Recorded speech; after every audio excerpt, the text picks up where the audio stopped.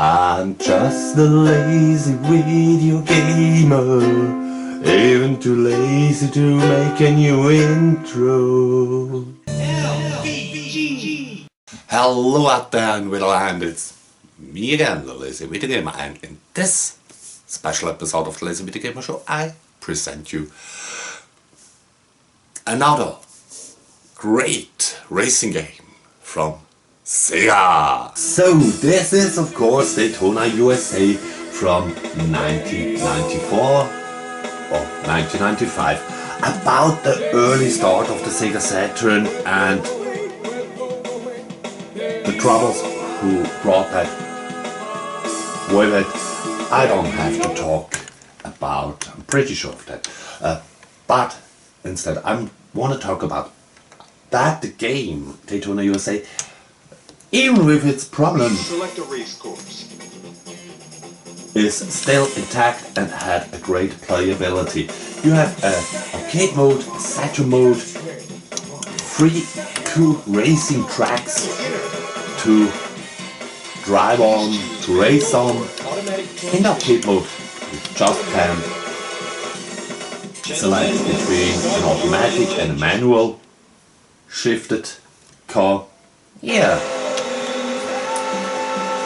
And the game brings you right into a race with a rolling start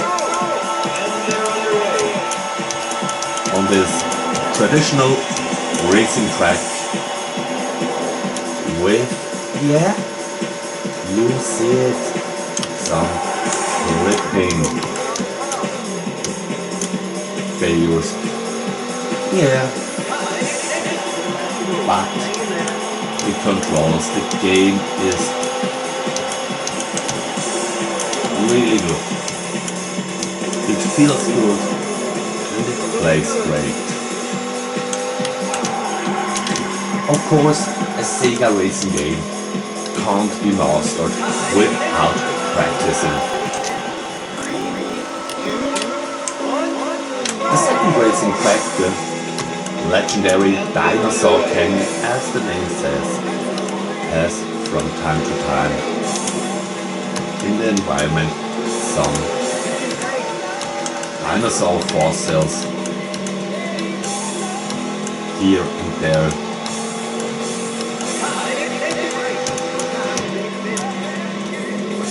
Also, I want to point out the legendary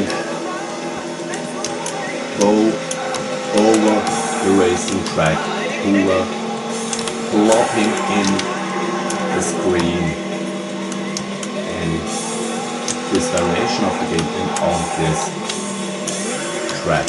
Yeah, you saw it. It doesn't look that great.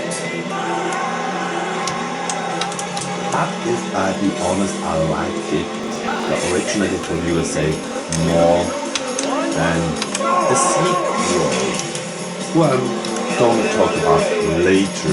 Now, here we come to the third track, and it was funny back in the day.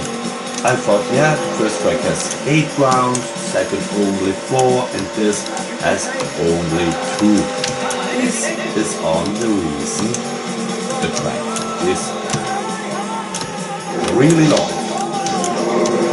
And as I said it once, Daytona USA isn't an easy game,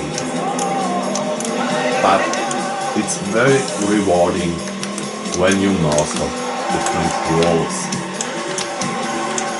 Also, I want to point out very soon some details around the course. It was, yeah, an inside show, let me call it that way.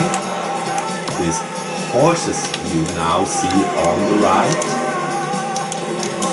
with great success or a little bit cheating, you could unlock those horses to race with, and that was in fact a joke that the original Daytona race was a horse race back in the old days. So the programmers thought this is fun, and indeed it is a very cool addition to the possibility with racing cards.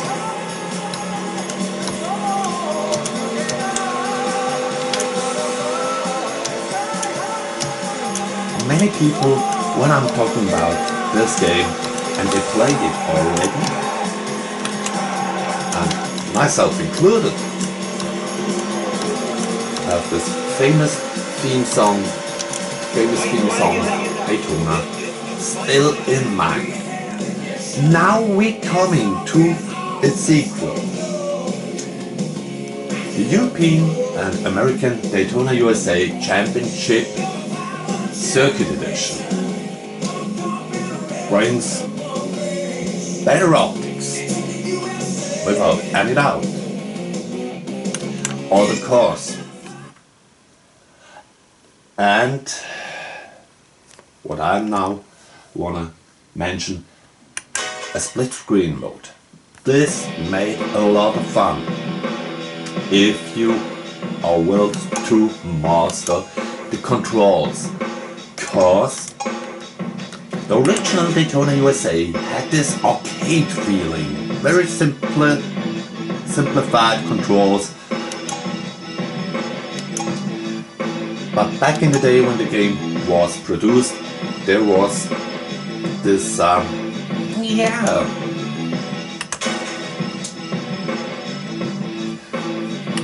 this opinion of let us fix a problem and making another. The controls of the cars are harder to learn, and it lost its feel of the original. What was also two new tracks like this desert city course, and as you maybe can imagine when you're looking at the graphic, it actually improved the graphic. There was almost no pop-ups, a lot better draw distance.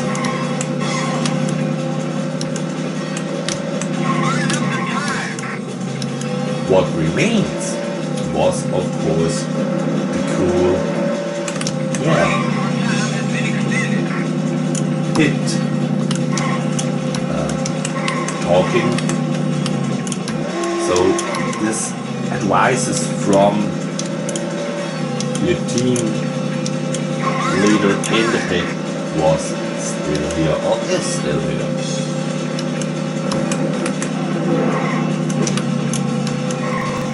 Now I want to show you the second new track. It's a more speedway, like Daytona Speedway, the original first track, inspired track.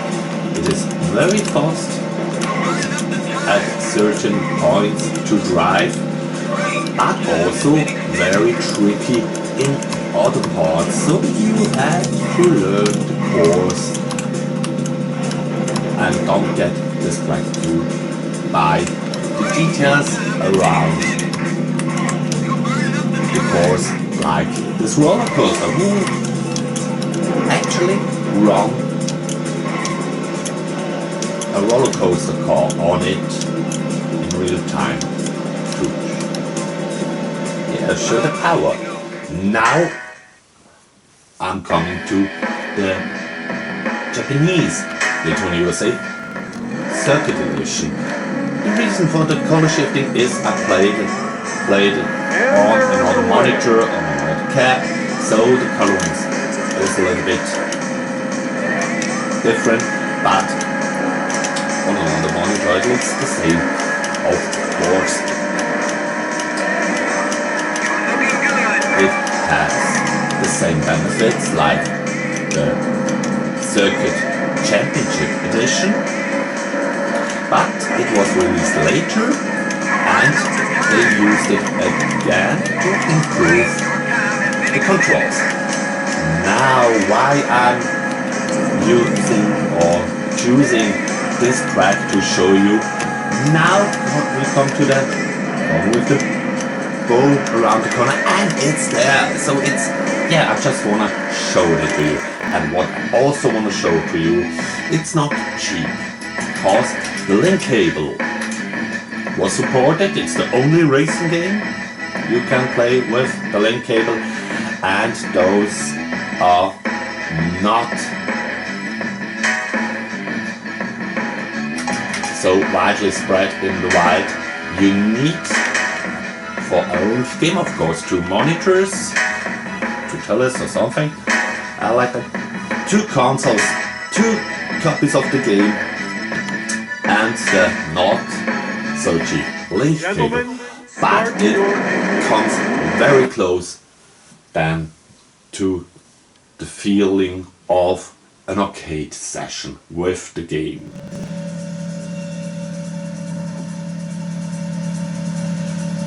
When I'm talking about the feel of the game, it is a little bit, yeah, not so nice to play it with a controller. I prefer the racing wheel from Sega, and you saw it in the corner right, that when I'm turning a corner.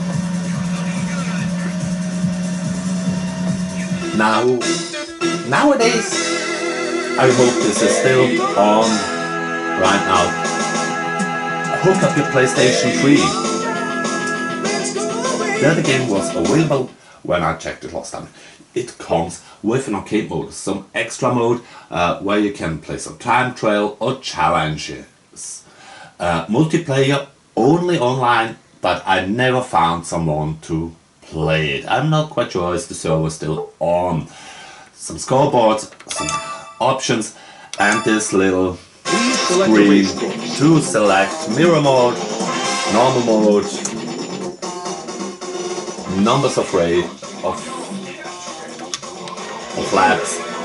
Yeah, it is a straight arcade port. So you have only these 2 cars. No bonus cars, no horses, nothing. But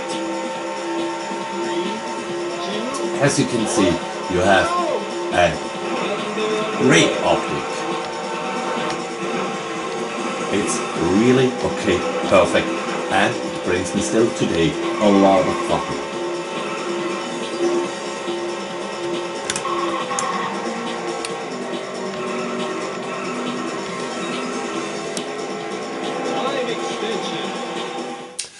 So, and that was it for this week's episode of the Lazy Video Gamer Show. I hope you enjoyed it and you're starting your engines. Till then, have a fantastic rest of Sunday, a fantastic week, and don't forget, the better one wins.